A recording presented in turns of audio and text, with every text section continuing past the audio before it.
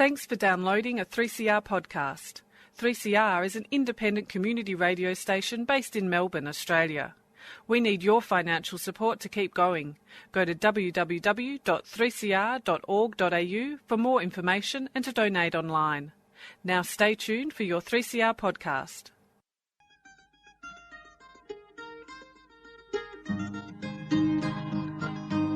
We're putting up new buildings, we're knocking down the old. We're working in the summer heat and in the winter cold. And the labour power we sell, me boys, for a hard-earned weekly pay produces mighty profits for the greedy MBA.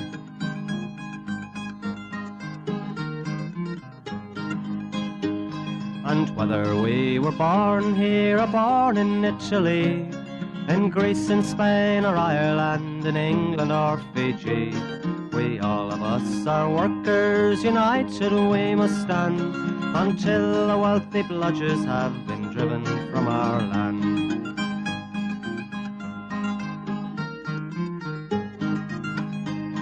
We faced deregistration, it backfired in the face. We're not fooled by arbitration, we won't stay in our place. We hit the bosses hard and fast to win and keep our gains, and break a couple of concrete pours to back our log of claims. So keep your powder dry and hold your head up high. It's class to class and face to face, our limit is the sky. We've got a fighting history and we never will be cowed. Our builders' labour is a name to make a man feel proud.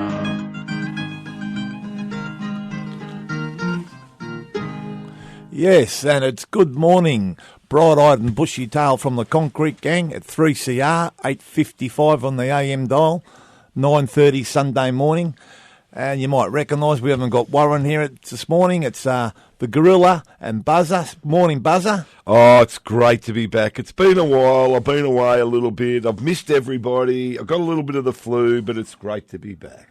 Did you say hello to the listeners, mate? Hello, listeners out there. Great. There's been a lot been happening in the building industry, hasn't there? There's been a bit going on. And we'd like. What about if we dedicate this show this morning to all the old construction workers, the old blokes that did all the hard yards and got us where we are, and the old peggies and all the old riggers and steel fixers and concreters and all that. It's funny you say that. We had a send-off on Monday for one of the greatest peggies ever seen in Geelong, Tommy Bitzel. It was an absolutely fantastic turn-up down at the Geelong Footy Club there on Monday. There was about 500 people at the captain's room there, and there was people from the construction industry who went back 30 or 40 years, and they were all there, and it was really, really good. A good send-off. And you don't realise how much a good peggy can make your job. Oh, he was great. He was absolutely great, Tommy. He was good old character. He was happy-go-lucky bloke every day of the week, always there to help someone, always just a nice bloke. You can't beat it, can you? Nah. A good peggy. Unfortunately, there's not enough of them around. Every time we lose a character, they're not getting replaced, Buzzer. No, they're not getting replaced. And I think one thing you always go on about, and it's 100% right, we do need a few more characters in the industry, don't we? Oh, you can't get enough of them to make your job. Like, boys work very hard, and you come down for smoke or lunch, you've got a bloke there, having a bit of a laugh and a giggle, everyone's sweet in your smoko shed, all the gear's there. You can't beat it, but, anyway, it's something we've got to concentrate on, perhaps look after the older blokes a bit better, I'd say. I'd say definitely. Anyway, so, look, it's great to be here. We've got Warren's not here at the moment. He's had one of his well-earned RDOs. He's been pretty busy with the EBA campaign. But we have had a big week, as you said, Buzzer, and if you probably stop texting, you probably understand what I'm going to tell you. Trying to do a few things at once. I'm pretty good at that. No, you're no good at it. You can't do one good thing. You can't march and whistle. But anyway, we had a good rally yesterday, mate. Not yesterday, on Thursday. Fantastic. CUB. How's what's going on with those poor workers down at the CUB? Can you actually believe that? They had a fantastic scaffold set up there. They had a bit of a rally down there. Can you actually believe the absolute circumstances around there where they've sacked the whole... Well, when I say sacked them, they give them their jobs back, but they lose 60% of their wages and conditions. Now, that's a bit harsh. When the bloke running the show there's on $7 million a year, right? And the toe gutter. What's his name? What's the toe gutter? Gary Woodburn, his name is. He's come over. CAB Miller, which is a South African company, right? And they've taken control of the thing down there, and that's their way of dealing with the issue. Sacked the whole workforce. So what they actually did, Buzz, they've sacked them and told them to reapply for their jobs at 60% less. And I'd be tipping that skilled engineering would be in there. Yeah, skilled engineering's involved, exactly. Remember the Johnson tiles? Oh, and you know this SAB Miller, the South African companies. I'm not going to get into countries and all that, but fair dinkum, they made $2 billion. They turned over $2 billion last year in Australia alone and never paid 1 cent of tax, right? And they come down here and do that, and they want to do. And that company down there has been a family union company for about 100 years, and they're turning it on its head. And I mean, I'll tell you one thing though, you see the morale down there. You see people like Christy Kane that's been come over from Western Australia and delivered a $50,000 cheque. And then you get a message at the rally yesterday that the biggest gas job in the Northern Territory, Intech, has agreed for 7,000 workers to put a $20 levy on the job. Fantastic. I mean, that'll send a bit of a whistle up Gary Woodburn. If you think he was just going to come in and toe cut everybody and they were going to walk away and say thanks a lot for your business, no, it's not going to happen, don't you think? Well, when's enough? They keep the only people they attack, those directors or whatever they are, their wages keep going up millions and millions and millions of dollars, and the workers are 65% pay cut. I mean, unheard of. And they had some great speakers down there on Thursday. I mean, there was Christy Kane was there, Troy Gray, who actually gave a really good report back at the stewards meeting there on Thursday about the actual whole circumstances around this whole blue from start to finish, from when it really started CUB and when it was Foster's under John Elliott and now where it is now. And it's just, you wouldn't even believe it what they're trying to do down there. I mean, you can understand if you're blowing about a wage rise and all the rest of it, but a 60% pay cut and take it or leave it and go? Oh, come on. And when blokes are on $7 million a year, you got to be joking. And like I said, good speakers. Steve Darkway was down there. Dave Noonan was down there. And Luke Hiratari from Trades Hall done a fantastic job. He does a great job, Luke. Yeah. And all the troops down there, the ETU and the metal workers really sticking in fat. And a special cheerio to the blokes down there on that and their wives, like it was mentioned. And also the organisers down there, Steve, from the ETU and the metal workers organisers. They're doing a fantastic job, and they're there for the long haul. And I think that's, as we say, an injury to one's an injury to all. If we all stick together, we won't be defeated. So it's fantastic down there. I know I'm not supposed to talk, but there was the Bendigo woman from who's the... Lisa Chester. That's right. And forgot about her. Good point. Yeah, and she said that the Labor Party shouldn't forget its industrial roots. Yes. Yeah, good point there, eh? Thanks for coming off interchange. She's come off the bench there. And Teddy Hopkins. He was good too, wasn't he, Teddy? Yeah. So anyway, so stay tuned, and if you can give any support to that, ring the union up, or you know where it is. It's down in Abbotsford there. Yeah. So, look. And then they had a function down at Trades Hall that night too. It was fantastic. And all the people down there getting down there to support it. Well done. Bit of solidarity. All right, so we'll move on. The next issue, we had the stewards meeting on Thursday. Buzz, there's a bit of discussion there about a few things, about the cranes and the rained off, and a few other things were discussed. There was a few things there, Stuss, and the cranes was probably one of the biggest ones, and that's your cup of tea, right? Yeah, thanks, a handball. Yeah, well, they've given you something really hard to work on there. No, it's all good. The new agreement now, I mean, with the cranes and being rained off, well, the crane crews now, if it's rained off, if they get rained off, and the men are still working, stripping and doing the form work, if there's a crane available to stay back, the crane stays back and shifts the form work out or brings it in so the blokes can keep working. So that's one thing we've given a bit of rope for the bosses and to hang themselves with. But anyway, that's a bit of a controversial one. But anyway, we've got to move. We can't take the 15% and then not give them a little bit. So, but anyway, we're working our way through. It's been last week there was a bit of rain and there was a whole lot of confusion going on. But hopefully we'll work through it, and hopefully there's a lot more confusion. But anyway, and there was a mention of sham contracting, and I've got to tell you that John was right. That's he's probably the biggest issue we've got to deal with going forward in the next year. It's the plastering, the tiling, the painting, all that. Get that right. Well, not 100% right, but at the moment it's not. It's nowhere near right. Nowhere near it. And they mentioned some gang leader's name from the tilers builders who's made an absolute fortune out of going around jobs being the gang leader and ripping the heart out of the industry. Well, we're going to put a lot of effort into that. We're just doing it in a bit of an orderly way, so stay tuned for that, the sham contracting. What else did we have there at their meeting? There's a few reports. We had all the executives from all over Australia. They were meeting there, so they're all at the meeting. Yeah, and we did get what was very sad was we got a full report on the depth of the bloke, the poor crane driver up in Canberra. Yeah, Dogman. Well, he was actually driving the tower crane. He was, you're right. He come down after finishing on the tower crane, and for some reason they decided to do this left of this huge generator. And look, I don't want to go right into the circumstances because it's a horrible situation, and it's one of the big builders, Multiplex, and they'll obviously be going to court, other than to say there was about 20 federal police on the job, and they pulled someone away to the police station trying to get statements out of them and all the rest of it. Straight after an accident. I mean, honestly, you see some. I mean, unfortunately, being union officials, you have to go to these industrial accidents, and how you could give a proper, be questioned about it, be that stressed and.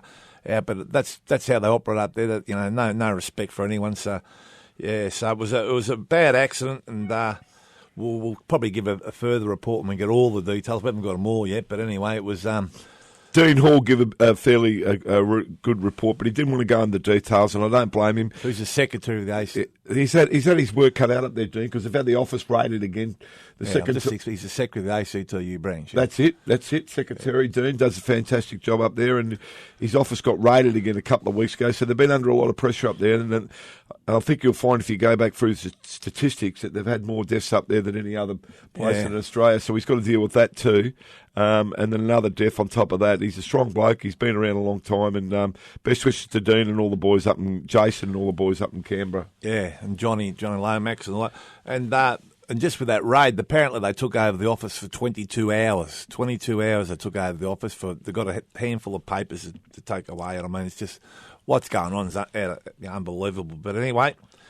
Look, we might cut to a track buzzer, and because we haven't got the musical director here, we can play what we like. I wanted Echo Beach, because can I just say... No, hang on, you can, but we're not playing that. We'll play it next week, all right, buzzer? Can I just say... You can. In my trip to Bali, I've just been back I went to a place called Echo Beach, and what a place. And it's just up 5-10 k's from Legion there. Did you catch a taxi there? I walked. Oh, yeah, the taxi. That was a bad experience. So we don't want to go into that, right? In case my wife's listening, right? No, I was just asking for a taxi. I know. But Echo Beach, I didn't get my chance with that one. You've got all the music today, so all right. So we're gonna play one from Matt Taylor, A Blast from the Past, good Australian band who was out of chain.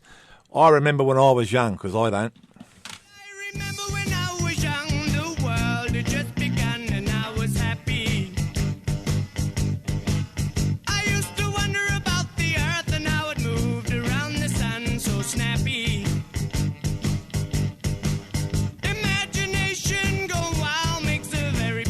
Child, they told me. So back at school, I'd sit around just waiting for the sound so I could go home. Sometimes I think about it, it happens every day.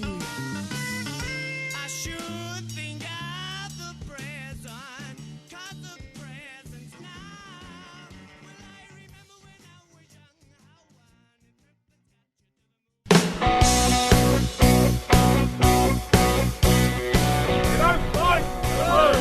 Humphrey Gang, here to stay. You don't fight, you lose. Stand to struggle, stand to win. Whatever it takes, whatever the stakes. Sometimes I think about it, it happens every day. I should think of the present, 'cause the present's now.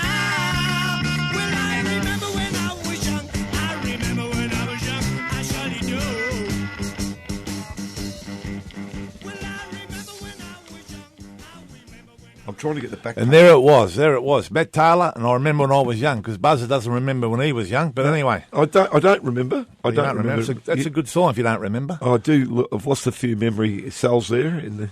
Yeah. What about losing memory cells? What about the census? Do you know what? We filled the whole thing in there, sat there for an hour, went to lodge it and lost a whole lot. I mean, what's wrong with the old paper form? Could you do it in paper this year or not? Yeah, you could, but I mean, a lot of the old people and people like us couldn't do it. Did they really think with that many people doing it at one time it wasn't going to crash? Is that what they really honestly thought? So now I've got to go and do the whole... Well, actually, my wife's got to do the whole lot again. We sat there and we did it as a team. I owed her that after the little bit of a... The leg accident. I'm not allowed to talk about that. Yeah, no, that's it. But anyway... It's a bit like the war. I was a bit of a failure, that whole census thing, I reckon, the way that was done. Oh, yeah, of course. Listen, I'd like to give a bit of a report. The buzzer about... I had to go over to Tassie during the week, oversee Richie and Kevin Harkins over there doing a marvellous job down there at the Tassie branch. And if you have been reading the papers, you would have read about what's happened. In Tassie, they have these things called viaducts, like big open drains where the water comes down the mountains, goes down the viaducts and goes out to sea. Well, there was one running sort of next to the Hutchinson's job, which was a Myers job and all that. And it rained that hard, it collapsed and it undermined all the buildings. It's unbelievable what mess it's done. There's a couple of buildings there hanging on a knife's edge, and it could be collapsing and all sorts of things. Flooded all Myers out, washed asbestos through all the places, the whole thing. So it's an unmitigated disaster down there in Hobart. And I was there and I noticed that the machines have been pumping water out for I think, I don't know, weeks, I think, but... and the machines are still underwater, the big 30, 40-tonne Katos and all that. So it's a bit of an unmitigated disaster down there, Buzzer. And the facade's been held up by steel, and that's actually sank too, the facade and all that. So Richie and the boys down there, there's a bit of work to be done there for the Hutchinsons down there. But unfortunately, hopefully, well, no one was hurt. That's a miracle that happened at night, because if women were in that women's shop next door where the floors collapsed, anything could have happened. So, look, it's another one of those disasters that no one gets hurt. So we've always saying that we've had a lot of luck. I just hope it never runs out.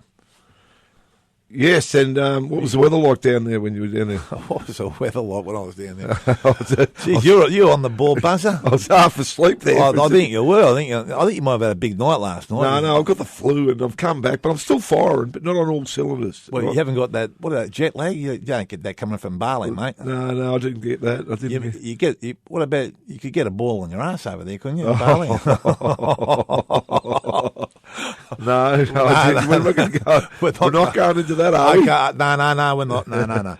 So anyway, look, that was down in Tassie, and there's a few cranes going up down there, and they've got a few Victorian mobs sneaking down there with the tower cranes, so we're keeping an eye on things, make sure they're keeping the same rules down there as we are back here. So they're doing a good job down there. Richie and Kevin Harkins is down there trying to give him a hand now, so...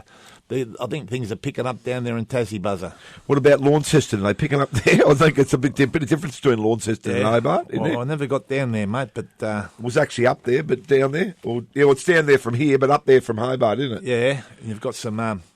you've got Hutchinson's down there, you've got John Holland's... Voss brothers? Did you come across Fair Brothers. Fair Brothers, yeah. Fair Brothers, yeah. And they've got some good crane crews down there. They've got some blokes down there been around for years. How many tower cranes have got down there? There's 4, I think, at the moment, but there's a few more going up. So, yeah, it's interesting. It's it's a different. What about our office down there? How's that going? Yeah, it's going well, very well. Oh, so all good. So what else we got, Buzz? The jail out at the jail. There's been a bit of drama out at the jail. Yeah, give us a report. What's going on? Well, we won't go into full details other than I think it's a bit of they've had a huge evacuation problems down there in the jail. And the John Holland job. Yeah, John Holland and the management of John Holland what's the name of the jail? What do you call it? Derrimut Jail? Oh, I don't know. You've got me there. Yeah, all right. It's a jail. Ravenhaup, right? That's I think that's what it is. You're right. And they brought some bloke over from Western Australia, right? John Holland's bloke. Rob, what's his second name? It'll come to me. And he's been an absolute shocker to deal with out there, right? Yeah. And there's been a problem with the evacuation, and it's gone on for a whole week. And unfortunately, we've been in the commission and all sorts of stuff going on. Hollands are hiding behind this Comcare. They're in this Comcare, right? Oh, yeah. No jurisdiction with WorkSafe and all this sort of stuff. They don't understand that the WorkSafe actually applies to the, not that they're helping out that much down there, but they actually apply to the subcontractors we're down there. So it is a bit of a dog's breakfast. We're in the commission the other day. Stay tuned for that. Stay tuned for a bit more information down at the jail. I think everything's gone back to normal down there. All right, and we've also got the Como tune coming up, Buzzer. We have got the You going to do it, or you playing on your phone? Come on. I'm just checking that. Yeah, no, sorry. I'm trying to do a few things at once. I know. Well, just concentrate on that. I am. We're getting the lecture at the same time. We've got the 27th of August, right? And with this year, it's a little bit different. It's the 10th year. The last year, we're turning it into awards night after that. And Secretary John Seck has come up with a couple of ideas around that, and we'll go into that later. But we're going to try and make this one of the best ones, the 10th year anniversary. We've changed the venue, right? And I can report back today that there'll be no CUB products at the function. Well, what's the venue? You've just said Flemington. Flemington. We've gone from Moonee Valley to Flemington. Yeah. We've changed the night, Friday to Saturday night, the 27th. It's $150 a head, $1,500 a table. And we're going pretty well. We're trying to get the tables extended out. It was next Wednesday was going to be the cut-off, but we're trying to get another week on that. So really get in now. We've got a raffle still happening out there. There's plenty of raffle tickets, great raffle prizes. So where do they ring to book a spot? They ring Joanna in our office, or they can ring Di Cummins or Joanna Little in the CFMEU Union office. You don't give a number out? 9341 348. That's what the number is, right? And just on the night, we've got Ross Wilson, Joe Camilleri, Rebecca Barnard, Shane Howard, Wayne Elliott, and the Nortons, and the MC is Lawrence Mooney. And I understand there's going to be an interpretation of Malcolm Turnbull there. When he said, so we'll stay tuned for that. They're going to take the piss out of him. That's what that means, doesn't it? Yes, they're going to, exactly. Silent auction there on the night. And like I said, 10th year anniversary. And it's a great foundation. From the great man. From the great man himself, who, let's be honest, he put in so much effort with this particular radio show, didn't he, over the years? Yeah, that's why we're here. That's why we're here. And, so get in there, get the raffle tickets, get there for the night and get the silent auction prizes and support it. There'll be people coming from interstate, other branches and all that, tables. Be a good night. Yeah, so $150 a head. Get and get a ticket or organise a table for 10 for $1,500. So ring Joe Little on 0408 557 127 and book yourself a table and make sure you get there. Apparently it's going to be a great night. All right, time's on the wing, so we'll better do the scallywags. Well, we've had a discussion about that. We're only going to bring up one name. Aren't we, Buzzer? There's only one name this week. This bloke, honestly, Gary Woodburn. I mean, if he earns a living out of this, if he gets paid 7 million years to cut families' incomes by 60%. He's a bloke handling the dispute at the CUB. He's the bloke. He's the toe cutter down there. He's got a shocking name. He's done it before. He's been around the world doing it, apparently. That's the report they gave the other day. What's his name? Cockburn. Yeah, that's it, right? So there's no one even within an arm's length of him winning the award this week, so I can't even nominate anyone this $7 week. million a year? $7 million. We could nominate John Hollands, but they've probably won it before in the last couple of weeks, have they, John Hollands? Oh, mate, we can't at the moment. His hand's down, and come on. We did discuss this. You did discuss it? So we're going with it. What's his name? Gary. Is it Gary? Gary Cockburn or Woodburn. Yeah, Gary Cockburn or Woodburn. $7 million a year. He goes all over the world, destroying people's lives and unions and all that. That's his full-time job. So, to Gary Cockburn, you are the scallywag of the week. And we got a bit more time? Yeah. We've got a bit more time. Just a couple other little things on the report I forgot to give earlier on the meeting. The C-Bus return this year is 4.5% for all the people out there that are concerned about their C-Bus money, right? Yeah, yep. And also, the other thing we did forget to mention was there was a death of the apprentice over in Adelaide, which is a shocking thing too, right?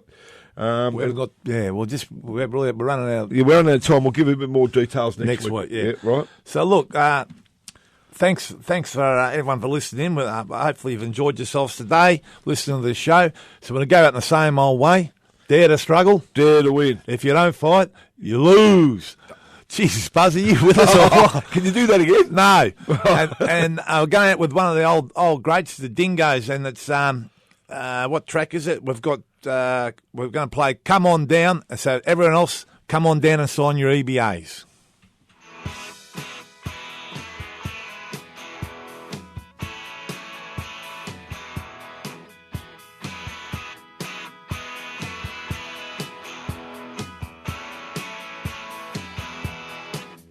High and mighty, what a sight to see you sitting up there with your newfound friends and all.